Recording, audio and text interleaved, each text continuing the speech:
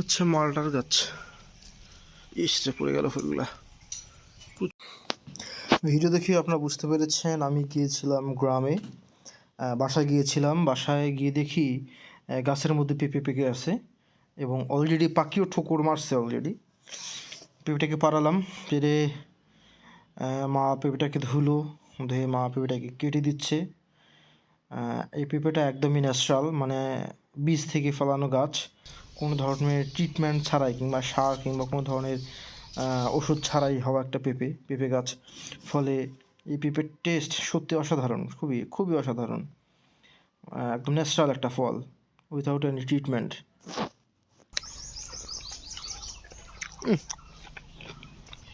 সেই টেস্ট, আসলে টেস্ট না।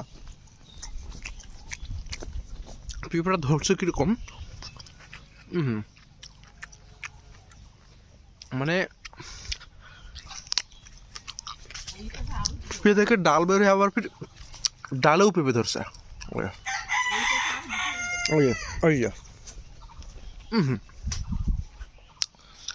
এত পরিমাণ পেঁপে ধরছে, ডাল বেরোছে, ডালেও পাপিয়া ধরছে।